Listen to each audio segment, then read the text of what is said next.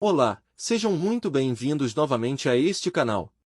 Neste vídeo, vamos falar de dois líderes políticos do passado, que ousaram fazer mudanças e criações radicais em suas épocas, e deixaram os seus diferenciais ousados que marcaram a história de seus países e pela semelhança da história das suas vidas, muitos acreditam ser eles a mesma pessoa. Um é Amenófis III, o faraó Akenaton, o construtor de Akhetaton. O outro é Juscelino Kubitschek, o presidente JK, o construtor de Brasília, há 1350 anos antes de Cristo, no Egito. No reinado de Amenófis III da 18ª dinastia, ou mais conhecido como Akenaton, que é conhecido como o faraó que mudou a crença politeísta do Egito para monoteísta. O Egito adorava vários deuses, mas Akenaton, por algum motivo, talvez por revelação divina, reconheceu que existe um Deus supremo. Reconheceu que Deus não podia ser esculpido por ser grande demais. Não podia ser desenhado, e nem nomeado e nem observado pela tamanha glória. E escolheu o disco solar para representá-lo, pois ninguém consegue ficar olhando para o sol. Akenaton então estabeleceu o culto ao deus Aton, que quer dizer o disco solar.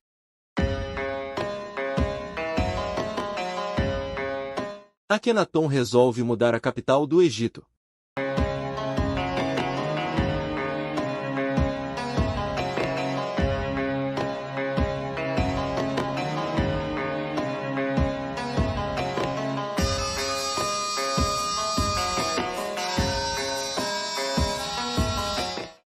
Para um lugar no centro do país. E sua nova capital começaria a ser construída do zero. E se chamaria Akhetaton, que dizer horizonte de Aton, que era toda planejada em sua arquitetura, com o intuito a adoração ao deus Aton. E também era uma cidade setorizada. Setor dos sacerdotes, setor dos artesãos, setor dos militares, setor da nobreza e assim por diante. Akhetaton tinha uma larga avenida, que atravessava a cidade de norte a sul, com 100 metros de largura, com espaço reservado para a carruagem real, e tinha também um lago artificial, que adentrava a cidade para melhorar o clima escaldante, pois a cidade ficava em meio ao deserto. Akenaton disse que Aton falou a ele com clareza em sonho, pois a alma dele lhe tinha saído do corpo, e tinha ido falar com o grande Deus na calada da noite.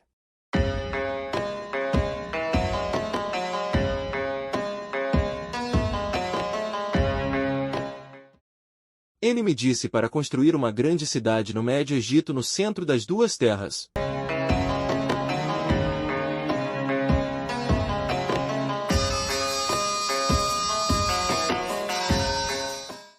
Assim ele me mostrará o caminho que devemos seguir.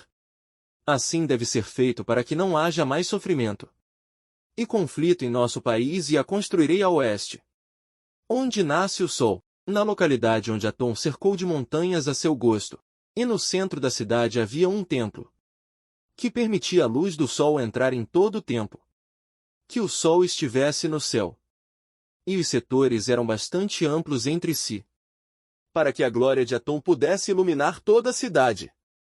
Akhetaton tinha o formato de um pássaro em voo para leste, e foi totalmente concluído em 4 anos. Mais 16 anos após a construção de Akhetaton, vem a falecer o faraó Akenaton. Alguns egiptólogos acreditam que ele foi morto pela casta de sacerdotes que tinham perdido seu poder e prestígio por não mais serem consultados pelo faraó, por ser ele mesmo o sacerdote diante de Aton. Akenaton tivera 6 filhas com a rainha Nefertiti. Nefertiti era muito adorada pelo povo e considerada como deusa. Akenaton tinha um filho com uma concubina, o conhecido faraó Tutancâmon, que o sucedeu no trono. Depois da morte de Semencaré, que ficou no trono por 2 anos, não se sabe ao certo quem seria esse Semencaré. Se seria irmão de Akenaton, filho de seu pai com uma de suas esposas reais, ou se seria filho de Akenaton com alguma outra concubina, ou se seria seu genro esposo da sua filha mais velha, ou uma teoria interessante, que ele seria a própria rainha Nefertiti, que teria adotado aparência masculina para assumir o trono. E o que reforça essa teoria é que nesse tempo que é mencionado Semencaré, Não se vê o nome de Nefertiti nas referências históricas. Tutancâmon reinou dos 9 aos 19 anos de idade. Falecendo aos 19 anos de idade, se tornou o faraó mais jovem da história. Sendo sucedido por Ai, que teve um alto cargo no reinado dos faraós anteriores, os egiptólogos acreditam que Ai era parente próximo da rainha Nefertiti, poderia ser até mesmo o pai. Ai foi sucedido pelo militar Horemheb, que foi o último faraó da 18ª dinastia.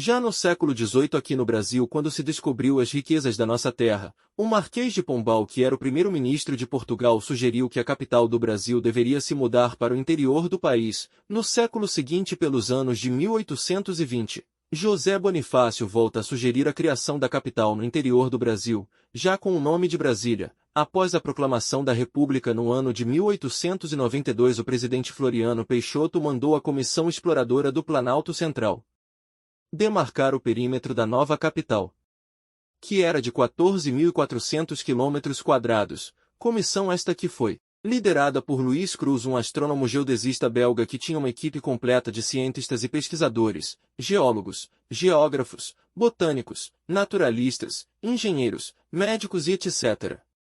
Em 1894, Luiz Cruz entrega seu relatório com a área demarcada, que ganha o nome de Quadrilátero Cruz.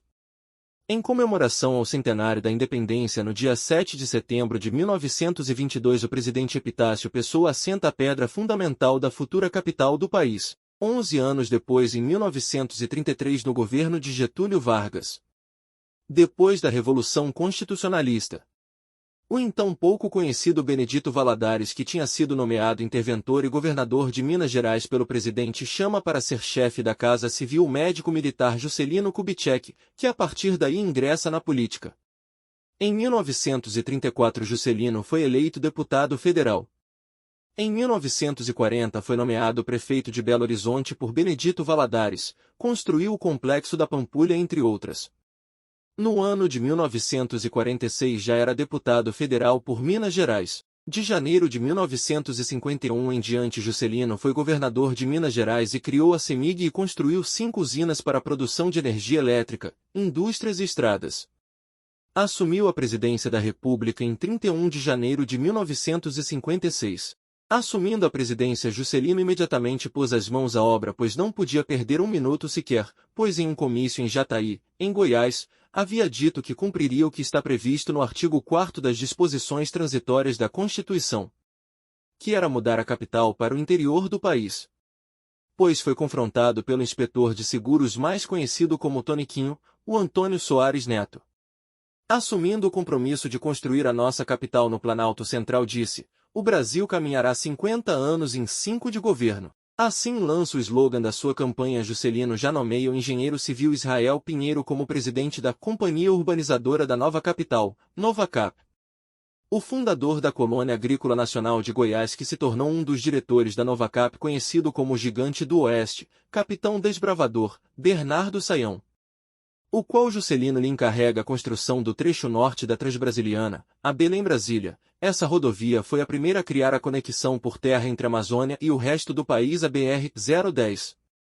Oscar Niemeyer, que era considerado uma das figuras-chave no desenvolvimento da arquitetura moderna, ficou encarregado do plano arquitetônico da capital, pois Juscelino já o conhecia desde a construção da Pampulha em Minas Gerais.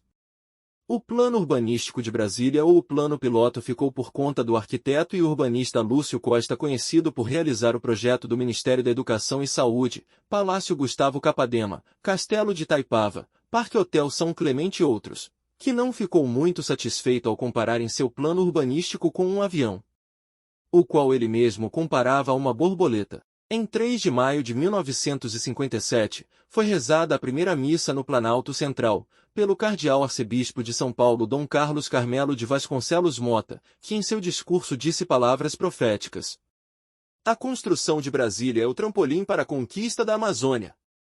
Juscelino disse que Dom Carlos viu com uma lucidez extraordinária a significância de Brasília para muitas outras BRs. Naquele dia apareceram milhares de pessoas vindo de todos os pontos do Brasil, chegavam de jipe, caminhão, a cavalo e a maioria de avião. Juscelino também disse: parece que Deus estava conosco. Já existia uma profecia de 1883 que seria um sonho de Dom Bosco, um santo católico. Entre os paralelos 15º e 20º havia um leito muito extenso, que partia de um ponto onde se formava um lago. Então, uma voz disse repetidamente: quando escavarem as minas escondidas no meio destes montes, aparecerá aqui a grande civilização, a terra prometida, onde jorrará leite e mel. Será uma riqueza inconcebível.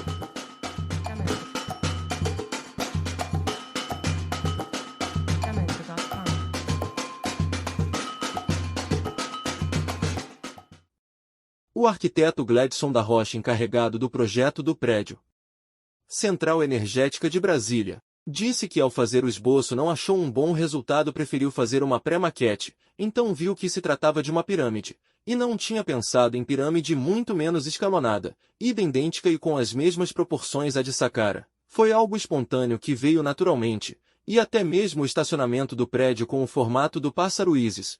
E quando percebeu essas semelhanças com o Egito, lhe veio na lembrança um caso inusitado que lhe aconteceu em Los Angeles. Estava andando por uma rua, quando uma jovem senhora vinha no sentido contrário. A numa distância de uns 10 metros pôs as mãos para cima, e com os olhos esbugalhados e disse: o que é isso que estou vendo? Tenho certeza que o senhor foi um sacerdote egípcio há 3.500 anos atrás. Juscelino era católico, mas também se interessava por várias linhas de espiritualidades diferentes, pois nessa época da construção de Brasília Juscelino fazia várias perguntas através de cartas para Chico Xavier, pois já eram amigos desde quando era governador de Minas Gerais, e as mandava através dos coronéis que eram seus assessores, o coronel Nélio Cerqueira e o coronel Joffre Leles. No dia 21 de janeiro de 1960 Juscelino assinou um decreto declarando: a Federação Espírita Brasileira é uma entidade de utilidade pública. Na época, quando Juscelino ainda era candidato à presidência da República, ocorreu um fato interessante. Chico Xavier recebeu uma visita. Um era o escritor do maior best-seller de autoajuda do país, Minutos de Sabedoria, Carlos Juliano Torres Pastorino. O outro foi o fundador da Federação do Comércio do Distrito Federal, FEComércio, Newton Rossi. Pastorino faz uma pergunta para Chico: quem você acha que vai ganhar para presidente do Brasil? Então Chico responde: esse tal de Kubitschek. Quem vai ganhar porque ele tem a obrigação de reconstruir uma cidade que foi destruída no Antigo Egito, mas que está pronta no plano etéreo, que será a nova capital do Brasil. Nesse tempo ainda não haviam divulgado o plano de governo de cada candidato. Então, em 21 de abril de 1960, Brasília é inaugurada.